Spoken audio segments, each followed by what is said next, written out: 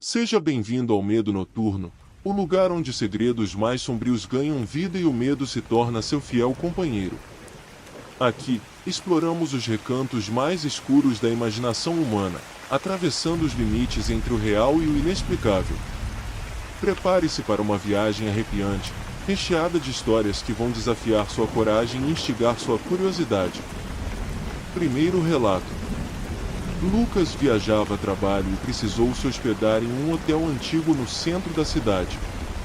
O lugar tinha um ar decadente, o carpete cheirava a mofo, e os corredores eram longos demais, como se dobrassem sobre si mesmos. Quando pegou a chave na recepção, o atendente hesitou por um segundo antes de entregá-la.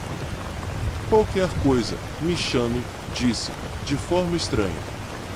O quarto 303 ficava no fim do corredor. Quando Lucas abriu a porta, um arrepio percorreu sua espinha. O quarto era idêntico ao que ele ficou na semana anterior. Mesma cama, mesmas cortinas manchadas, até os mesmos arranhões na madeira da cômoda.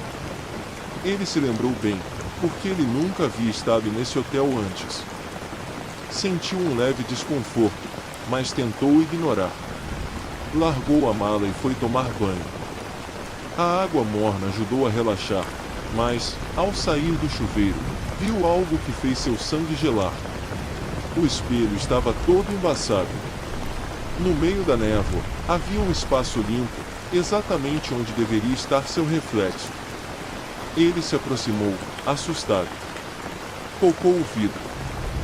Nada apareceu. Nenhum reflexo. O telefone tocou. Lucas correu para atender. "Você precisa sair agora." Era a voz do atendente.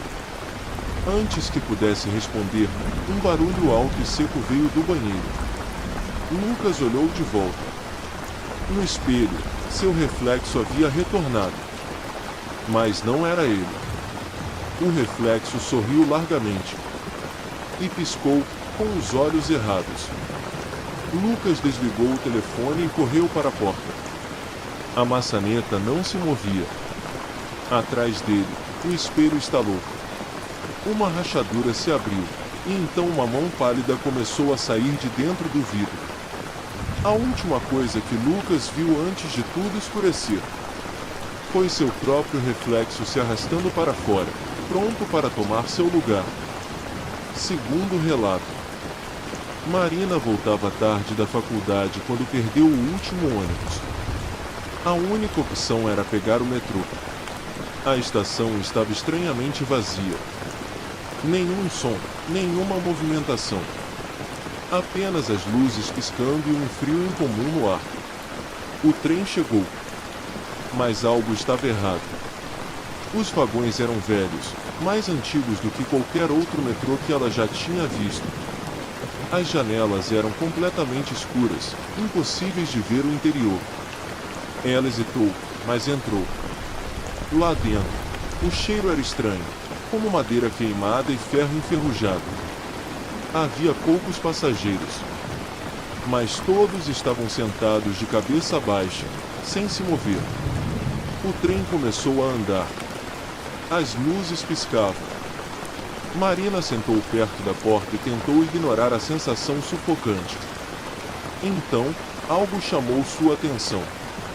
Um dos passageiros, um homem vestido com um terno antigo e manchado, não tinha rosto. Onde deveriam estar os olhos, o nariz e a boca, havia apenas pele lisa. O coração de Marina disparou. Olhou para os outros passageiros e percebeu que nenhum deles tinha rosto também. Todos estavam imóveis, mas pareciam respirar. Ela tentou se levantar, mas o trem acelerou, jogando-a contra o banco. O painel indicava um destino que não existia. Próxima parada, nunca. A voz do sistema anunciou: "Passageiros não registrados, preparem-se para desembarcar." Os passageiros sem rosto começaram a levantar as cabeças. Marina correu até a porta, tentando forçá-la a abrir. O túnel do metrô agora parecia escuro demais, como se o trem estivesse indo direto para o vazio. As luzes piscaram novamente. E então, o trem parou de repente. Quando Marina abriu os olhos, estava de volta na plataforma. O metrô havia desaparecido. O relógio da estação marcava o mesmo horário de quando ela entrou no trem. Era como se nada tivesse acontecido. Mas em seu bolso, Marina encontrou algo que não deveria estar lá. Um bilhete de metrô datado de 1912. E nele, uma única frase escrita à mão. Próxima vez, a porta não vai abrir. Terceiro relato. Bruno e sua esposa, Helena, estavam à procura de uma casa para sair do pequeno apartamento alugado. Depois de meses de buscas frustradas, encontraram uma oferta irresistível, um sobrado espaçoso, bem localizado e por um preço absurdamente baixo. Havia apenas um detalhe. O corretor mencionou que a casa sempre deveria ter alguém acordado. Bruno riu da ideia. Talvez fosse uma superstição antiga. Assinaram o contrato e se mudaram no mês seguinte. A primeira semana foi tranquila. O lugar era confortável, e logo se adaptaram à nova rotina. Até que, na 10ª noite, Bruno acordou de repente. Era 3h14 da manhã. A casa estava gelada, um frio estranho para aquela época do ano. Ele sentiu um peso esquisito no ar, como se alguém estivesse no quarto. Olhou para o lado e viu Helena sentada na beira da cama, de costas para ele. O que foi? Perguntou, ainda sonolento. Ela não respondeu. Bruno se aproximou devagar. Algo estava errado. Quando tocou no ombro dela, um arrepio percorreu sua espinha. O corpo dela estava gelado. Ela virou o rosto lentamente. E não era Helena. O que olhava para ele tinha um rosto semelhante, mas não era humano. A pele era acinzentada, os olhos fundos e a boca um pouco larga demais. Bruno se lançou para trás, caindo da cama. Ele se arrastou até o interruptor e acendeu a luz. Helena estava deitada, dormindo profundamente. Nenhum sinal do que ele tinha visto. Deve ter sido um sonho, murmurou para si mesmo. Mas então, algo fez congelar. A porta do quarto estava entreaberta. E pelo vão da porta, alguém estava olhando. Um rosto pálido e distorcido, espiando pelo corredor escuro. A coisa sorriu. Bruno pulou da cama, correu até a porta e a trancou com força. Helena acordou assustada. Que foi? Ele olhou para ela, pálido. Nada, nada. Ele não dormiu naquela noite. No dia seguinte, investigou a casa inteira. Tudo parecia normal, até que encontrou um antigo diário escondido atrás de um rodapé solto no sótão. As páginas eram antigas, frágeis. Algumas frases estavam rabiscadas, mas uma delas se repetia várias vezes. Nunca durmam ao mesmo tempo. Nunca deixem a casa sozinho. Nunca fiquem no escuro. Bruno sentiu o sangue gelar. Na última página, uma anotação final, escrita de forma trêmula. Eles observam. Sempre. Se pegarem você, não será mais você. Naquela noite, Helena sugeriu que ambos fossem dormir cedo. Bruno não quis contar o que tinha lido. Perto das 3h, ele abriu os olhos de repente. A casa estava em completo silêncio. Helena dormia ao lado dele. A luz do corredor estava apagada.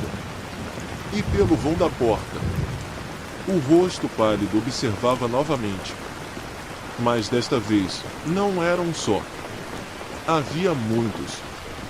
Todos olhando diretamente para ele. E todos sorriam. Quarto relato. Jonas trabalhava como vigia noturno em um prédio comercial há poucos meses.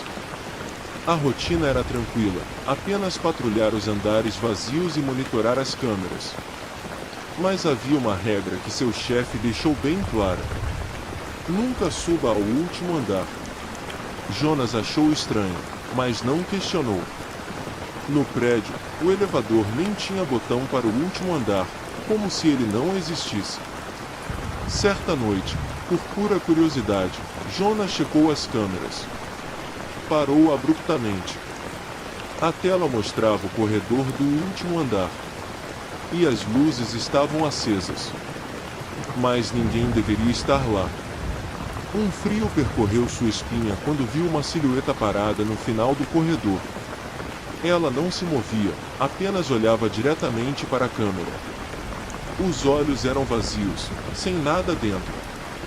Ele pegou o rádio e chamou o supervisor. Tem alguém no último andar. O rádio estalou, e então veio uma resposta. Mas não era do supervisor. A voz sussurrou. Estou te esperando. Jonas derrubou o rádio e saiu correndo para o elevador. Apertou todos os botões, desesperado. Mas o elevador subiu sozinho. O painel mostrava os números passando. 10, 11, 12. O coração dele disparou. O elevador não parou.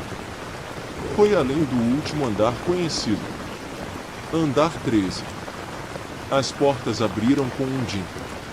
Lá dentro, o corredor era idêntico ao da câmera. As luzes piscavam. E no final do corredor, alguém estava esperando. Era ele mesmo. Jonas viu sua própria versão, parada ali, olhando para ele com olhos vazios. A cópia sorriu lentamente e estendeu a mão. Agora é sua vez. O elevador fechou antes que ele pudesse reagir. O painel mostrava que ele estava descendo. Quando as portas abriram no térreo, tudo parecia normal. Mas quando Jonas olhou para o reflexo do espelho na recepção, não viu nada. E então, ouviu sua própria voz sussurrar em seu ouvido. Eu fiquei lá em cima. Agora, quem sou eu? E então, qual dessas histórias mais te arrepiou? Já passou por algo inexplicável como eles? Conta para a gente aqui nos comentários. Não se esqueça de curtir, compartilhar e se inscrever no Medo Noturno para mais histórias assustadoras. Até a próxima, se você tiver coragem.